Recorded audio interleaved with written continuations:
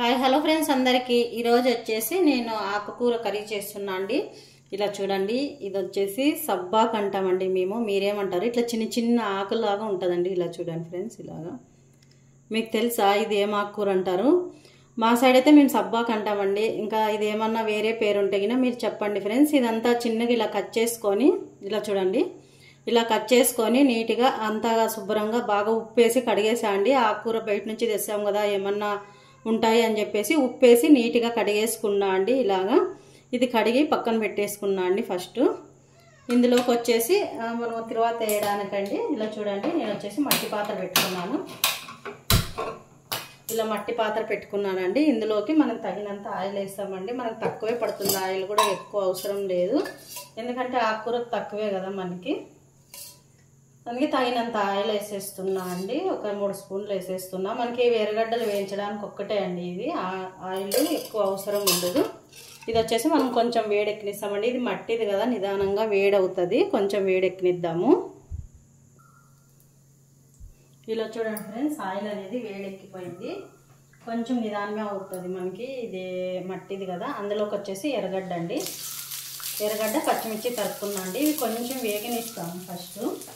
ఇది కొంచెం వేగిన తర్వాత మరి ఆకుకూర వేద్దాము. ఇలా చూడండి ఫ్రెండ్స్, ఇది కొంచెం వేగిన తర్వాత ఆకుకూర వేస్తే మంచిగా మగ్గుతుంది.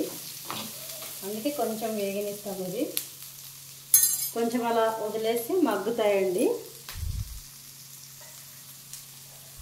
ఇలా చూడండి ఫ్రెండ్స్, మూత పెట్టేస్తున్నాం. మూత పెట్టేస్తే ఒక నిమిషం అలా పెడితే ఆవిరికి బాగా మగ్గుతాయి కదా, అందుకోసం అలా మూత పెట్టేశాను. ఇలా చూడండి ఫ్రెండ్స్, ఇలా మూత తీసి చూద్దాము. చూడండి, బాగా మగ్గిపోయినాయి కదా, కొంచెం మగ్గినాయి. ఇలా కొంచెం మగ్గిన తర్వాత మనం ఆకుకూర అంతా వేసేసుకోవాలండి. ఎక్కువ ఎర్రగైనాక వేస్తే బాగుండదు. ఇప్పుడు చూడండి, ఆకుకూర వేసేస్తున్నాం. ఇది కొంచెము ఉప్పు నీళ్ళు వేసి కడిగానండి, ఎందుకంటే బయట అదే చెప్పాను కదా, బయట తెచ్చుకుంటాం మనం, ఎలా ఉంటుందో తెలియదు. ఇది వచ్చేసి ఇదంతా బాగా కలిపేసి బాగా మగ్గనివ్వాలండి. ఇదంతాను ఈ ఆకుకూర అంతా. అలాగే మర్చిపోకుండా ఈ ఆకుకూరని మీరు ఏమని పిలుస్తారో కూడా కామెంట్ బాక్స్లో కామెంట్ చేయండి. మేమైతే సబ్బాక్ అని అంటాం మా సైడ్ అందరూ. తర్వాత మీరేమంటారో కూడా ఒకసారి కామెంట్ చేయండి ఫ్రెండ్స్, మర్చిపోవద్దండి. తర్వాత ఇది ఎలా చేస్తారో కూడా చెప్పండి. నేనైతే మా స్టైల్లో చేసి చూపిస్తున్నాను మీకు. ఇప్పుడు అంతా కలిపేసాను కదా, మూత పెట్టేద్దాము. మూత పెట్టేసి ఒక 2 నిమిషాలు పెట్టేసామంటే ఆకుకూర అంతా మగ్గిపోతుంది. ఇలా చూడండి ఫ్రెండ్స్, ఇలాగా కొంచెంసేపులో మగ్గిపోతుందండి. ఇది ఎక్కువ కూడా ఏం అవసరం లేదు, కొంచెంసేపులోనే మగ్గిపోతుంది. ఇలా ఒక 2 నిమిషాలు పెట్టేద్దాము. మూత పెట్టేసి ఆవిరికి బాగా మగ్గుతుంది. చిన్న మంట పెడదాం, ఎక్కువ పెడితే మాడిపోతుంది కదా. చిన్న స్లో మంట మీద పెట్టేసి ఒక 2 నిమిషాలు వదిలేద్దాము. ఒకసారి చూద్దాం ఫ్రెండ్స్ ఎలా అయిందో. ఇది చూడండి, మగ్గిపోయింది. చూడండి, చిన్న మంట మీద పెట్టేసాం కదా, అందుకే మగ్గిపోయింది. ఇంకా కొంచెం మగ్గనిస్తాము. అంత ఆకుకూర వేసినా కూడా కొంచెం అయింది. చూడండి ఫ్రెండ్స్, ఇది చాలా కొంచెం అవుతుంది. చూడడానికి ఒకటే చాలా కనిపిస్తుంది, కానీ అది వేయించితే మాత్రము ఉత్త ఎర్రగడ్డలో ఒకటే కనిపిస్తుంది ఫ్రెండ్స్. చూడండి ఎంత చిన్నగా అయిపోయింది ఆకుకూర, మగ్గిపోయింది అంతా.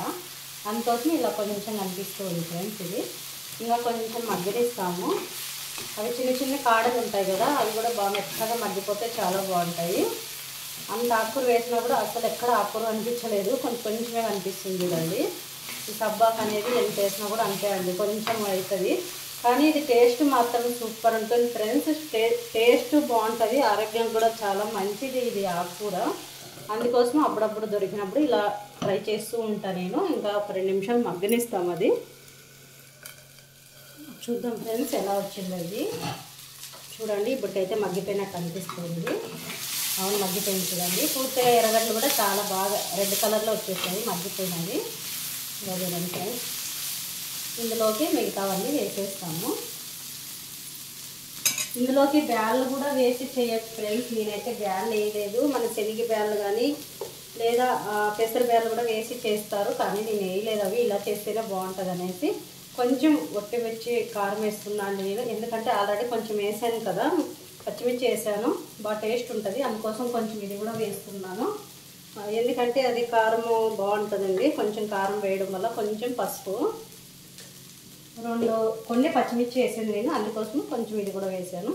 ఇది వచ్చేసి జీలకర్ర పొడి అండి.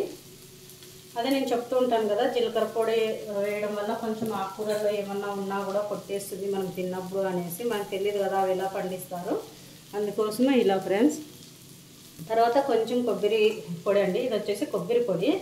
మనం కావాలంటే పల్లి పొడి కూడా వేసుకోవచ్చండి, అందులోకి తగినంత వేస్తున్నాను నేను అంతాను. మనకి కొబ్బరి పొడి వద్దనుకుంటే పల్లి పొడి వేయచ్చు, పుట్నాల పొడి కూడా వేసుకోవచ్చండి, మన ఆప్షన్ అది, ఏదైనా యూజ్ చేయొచ్చు. సాల్ట్ అండి, అందులోకి కావాల్సిన సాల్ట్. ఇలా చూడండి, ఇలా అయిపోయింది. ఇదంతా కలిపేస్తాను నేను.